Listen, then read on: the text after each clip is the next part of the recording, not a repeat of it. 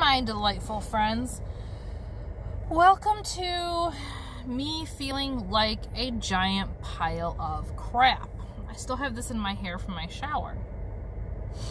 I want to start by saying that I'm going to apologize in advance because this video is not going to be my energy level. This video is not going to be, I mean, it's me because it's me, but I don't feel like me today. I got about 4 to 5 hours of sleep. Can you even see how sleepy I look? Look, I have like, these aren't bags under my eyes. This is full-on luggage, you guys. I'm really tired. So I kind of think that me being tired plays into what I want to talk about today. So we're going to talk about it. Just, I need a tissue. When I'm tired, my nose is drippy. That's the thing. So, I want to talk to you guys about empathy, being empathetic, the difference between empathy and sympathy, and being an empath, and what it means to me. So, to start this, as a kid, you know, you grow up and your parents say things like, treat other people the way that you want to be treated, give people the benefit of the doubt. You hear people say things like, walk a mile in my shoes. But when you're really young, and even when you're like a teenager, that doesn't really mean anything to you. It doesn't make sense. It's not a thing. It's just, okay, to be cool. Don't be an asshole. I get it. Whatever. But when I was in high school, I was fortunate enough to have a psychology class with a woman who I can't even begin to talk about or explain how wonderful this woman is. And I wish like hell I could find her. I've tried so many times to find her through social media. I don't even know if she's still alive, to be honest. So that's really depressing because she was a really important person in my life at that age. But anyways, I remember in her class she talked about empathy versus sympathy. And she explained it like, sympathy is like, oh, I'm sorry that you're feeling that way. I'm sorry that you're going through that. But empathy is more of that putting yourself in that person's shoes and really feeling and experiencing what they feel and experience. Good, bad, ugly, whatever. And this idea of being empathetic, of even the people who hurt you, finding ways of being empathetic for them, really stood out to me. And it was then in high school that I had my first like real moment of empathy. So I've talked before about being abused, and it took me, you know, the last like year and a half of high school, maybe a little after, to really put all this together. But at some point I was able to reach this mindset where it was like, let me step outside of my own experience, my own pain. Let me step outside of the fact that this person hurt me and look at them objectively as a person. And when I was able to step back and look at them objectively as a person, I saw someone who was an orphan, was a foster kid, was very likely in some way abused, whether it was physically, mentally, or whatever.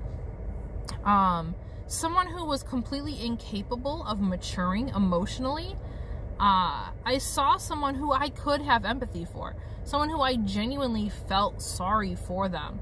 And that really helped a lot in my healing process, is being able to say, I'm not going to excuse the things that you did to me, but from an objective standpoint, I can totally understand how you wound up here today as the person you are. I can see how your life unfolded, leading you to be the person you are today, even though the person you are today is an awful monster. I can understand that. So that's kind of like my go-to when I need to remind myself about empathy and being empathetic. I go back to that and I remind myself, if you were able to put yourself in the shoes of this person who hurt you, you can kind of be empathetic for anybody. You can really do that. chapstick is important. So that's that. So last night I was talking with one of my friends, and she told me about this app that she had on her phone. So app and a website. She's like, hey, you know, are you into astrology? And I'm like, I mean, not really. I know that I'm a Cancer. That's it. I know that I'm a Cancer on the cusp of Leo. That's all I got for you.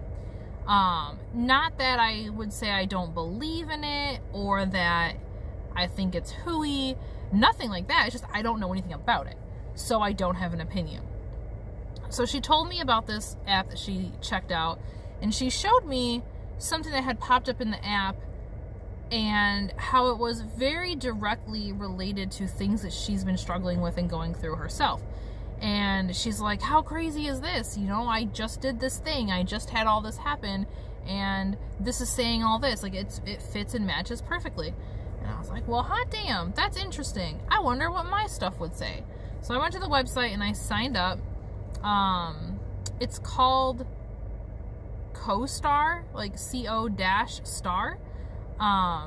There's an app for it on iOS, but there's not an app for it on Android yet. So I just went to the website. You put in like where you were born, the day, the time, and something else. I forget what else you put in there. I think that was it. And then it kind of gives you like your star chart, I guess. And it breaks down each of the planets and where they fall or fell when you were born and how that influences you. And some of the things, I guess, are supposed to represent like your entire generation or a small part of your generation. So I did this. And the first thing that popped up was the sun in Cancer. And if you guys know astrology stuff, maybe that means something to you. It meant nothing to me last night.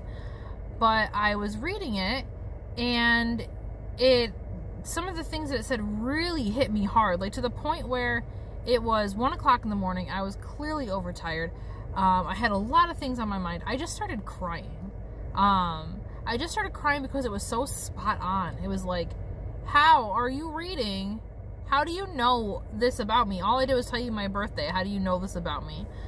So I went and I kept reading for each of the planets, and I really didn't focus on too much of it because I was kind of tired and not really in a mental place to focus.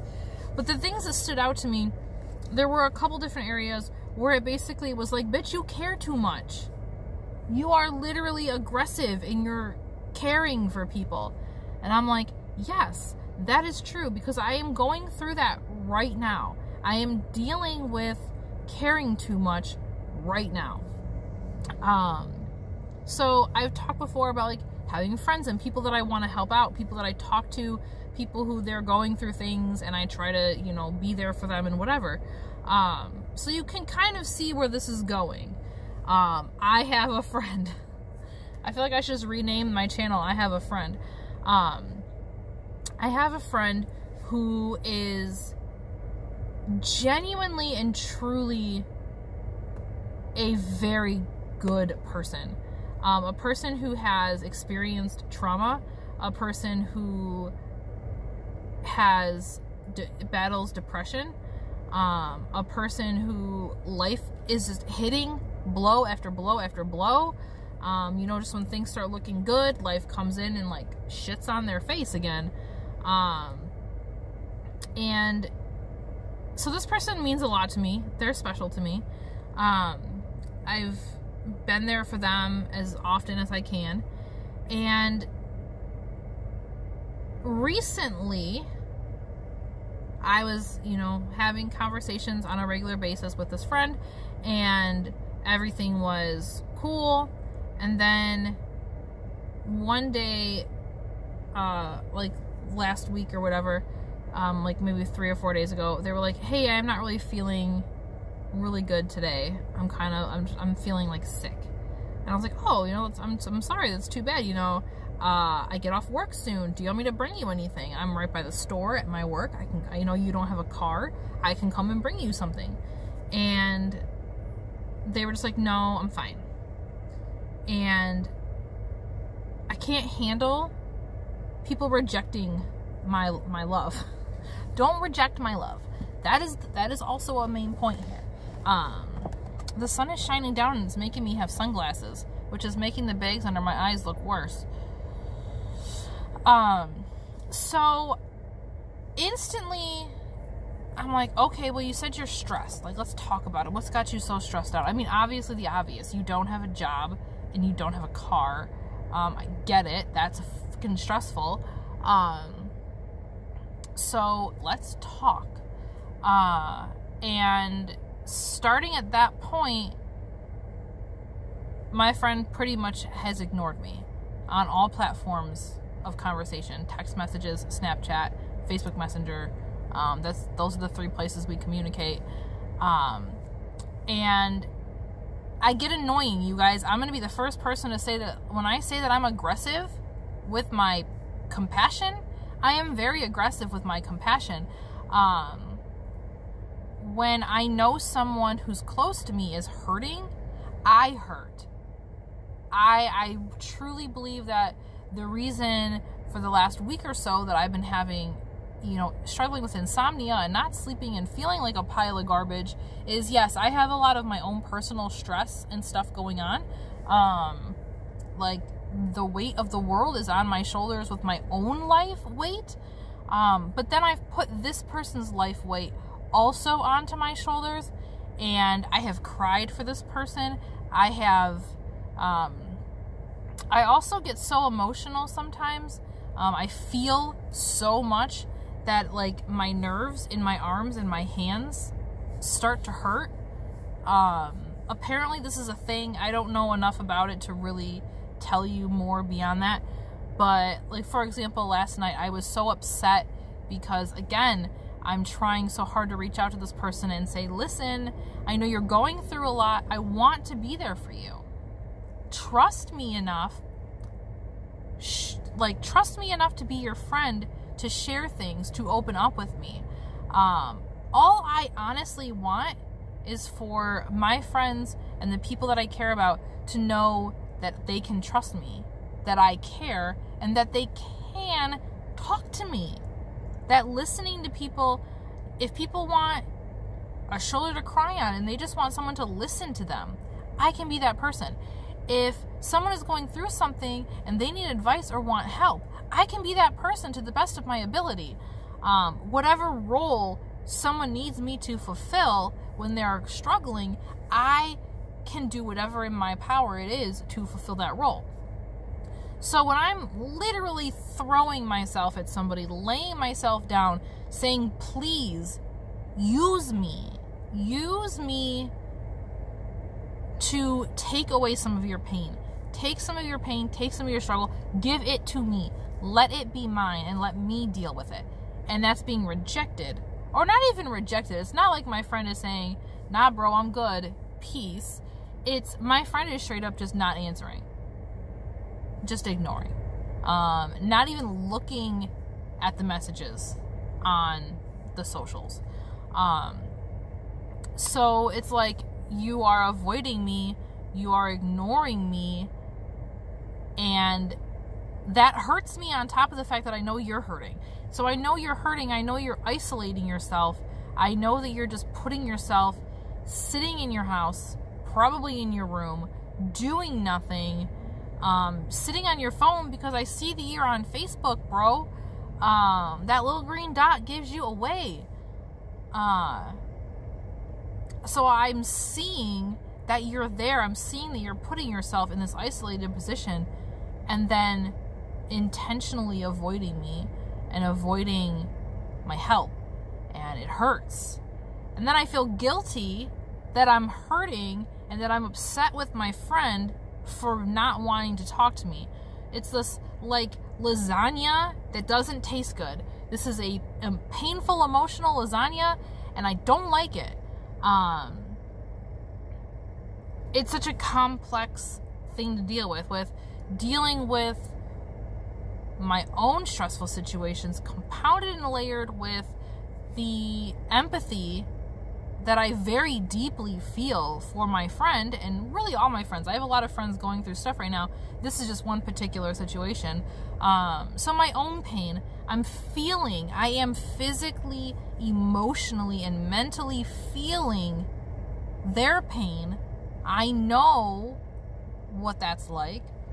And then I'm also struggling with the conflicted guilt of feeling bad for feeling upset that they're not reaching out to me. I don't even know how to handle all these emotions, which leads me into how I'm kind of going to wrap this up, because it's been 15 minutes. I've been sitting in the Starbucks parking lot for 15 minutes. I never really knew this idea of an empath. That I didn't even hear that word until I started watching Star Trek. Star Trek references for the win. And it's still, in Star Trek, it's like a caricature. It's supposed to be kind of, you know, unrealistic. And then I met some other people in the real world who were like, I am an empath. I am an empath. And I'm like, what does that mean? And the more that I become self-aware, the more that I reflect on myself, the more that I realize, holy shit, that's me. Like, I let myself feel physical pain because I'm feeling someone else's pain. And that's a lot to really deal with. It's difficult too, because now after 3 or 4 days of my friend avoiding me, I'm angry and I'm frustrated. I want to keep reaching out, but I also know that I'm probably just pushing them away and pissing them off. So I want to keep my mouth shut. But then I feel like if I pull back, is that worse? I don't know how to handle the hot mess that is, I am an empath. I love aggressively. I feel aggressively.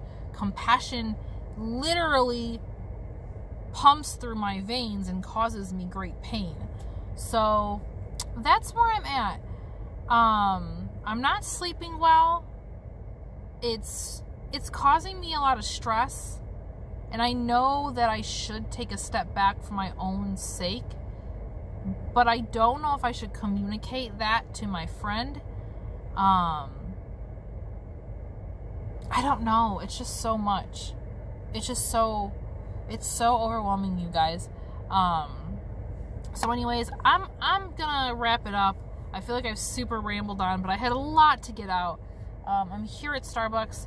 Like I said, I got a couple syllabus to work on. That's gonna be kind of fun, I hope.